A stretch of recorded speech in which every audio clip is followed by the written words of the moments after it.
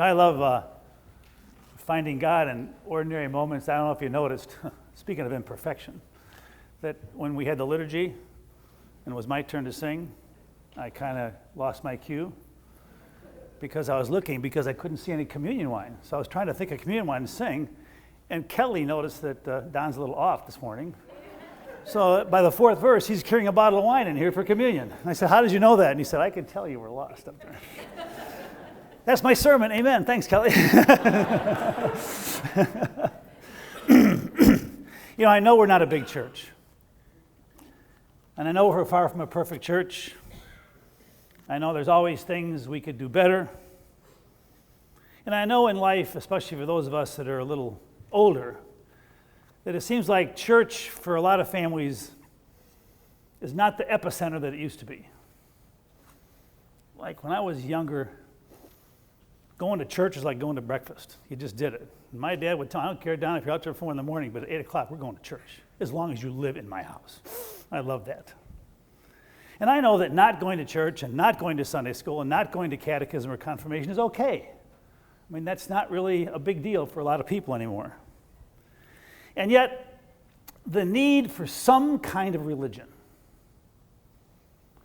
the need for some kind of spirituality, is probably as deep, as important as it's ever been.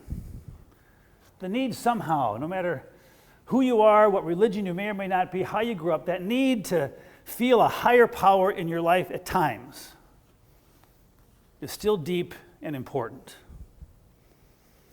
And this week just got me thinking for a lot of reasons. The gospel lesson for this morning has haunted me, because this woman comes up to Jesus and says, "My daughter is tormented by a demon," which I've said many times during my years as a parent. And the disciples basically said, "Send him away. Send her away. She's not one of us." And that's kind of like somebody coming to church and they want to get married, or they want their child baptized. They want some help because they're broke. Maybe their son has died unexpectedly and they have no church. And it would be easy to say, and I think many churches do, say, "I'm sorry, we can't help you because you're not one of us. If you were a member of the church, I could do it, but I can't." And so this woman comes up to Jesus and says, "I need your help. My daughter is sick." And Jesus says, "I was only sent to the lost sheep of the house of Israel." And that would be like one of us saying, "I was only sent to serve those who are members of the church. I can't help you, go away." And the woman persists. I mean, she just continues to nag Jesus. And Jesus says, "You can't take food that is supposed to be given to children and give it to the dogs. That sounds so harsh." And the woman answers, "Yeah, but even the dogs eat the scraps that fall from the table." And Jesus has to go, "Whoa, this woman's faith is really deep."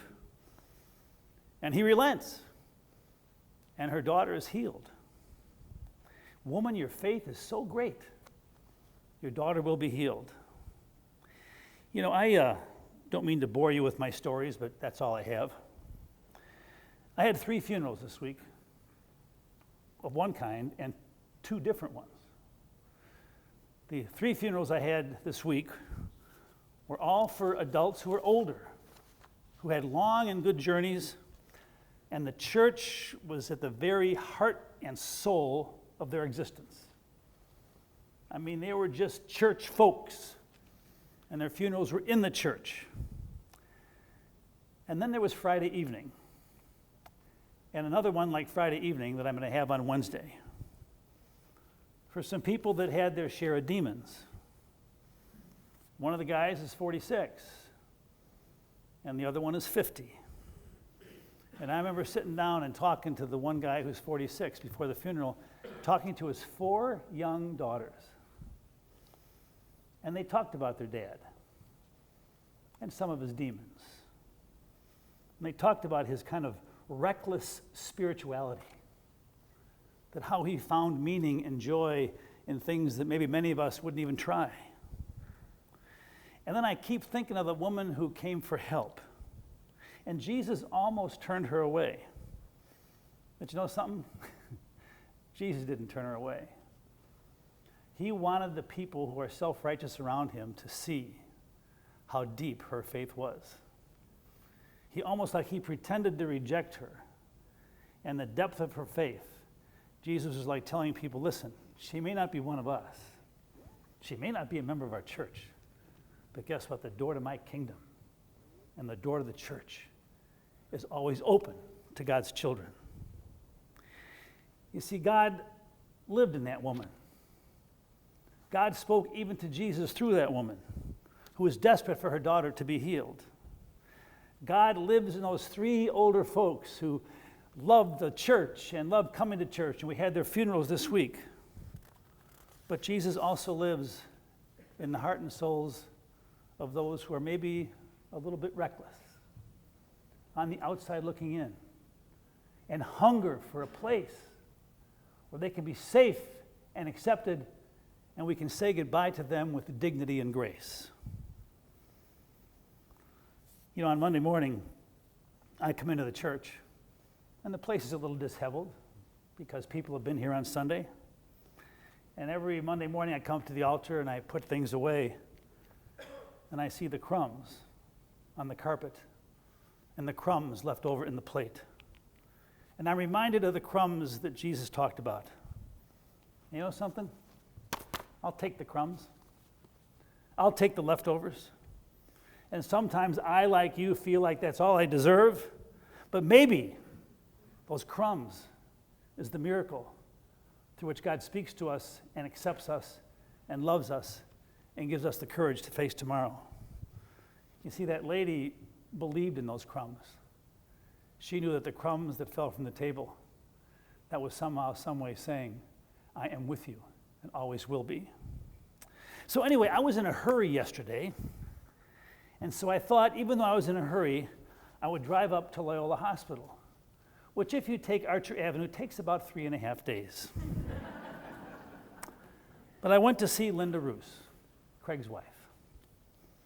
Now, her journey that began years ago with, I know, a fall and all that kind of stuff, in the last few years battling cancer, she's going through a marathon that, like, will never stop. And the surgeries that she has endured and that you have stood by her with are something that most of us probably wouldn't even tolerate. And I walk into her room at Loyola, and she is in so much pain. And the first words out of her mouth are, Don, how are you and your family today? And I thought to myself, that is just classic Linda. And I think of the crumbs on the floor.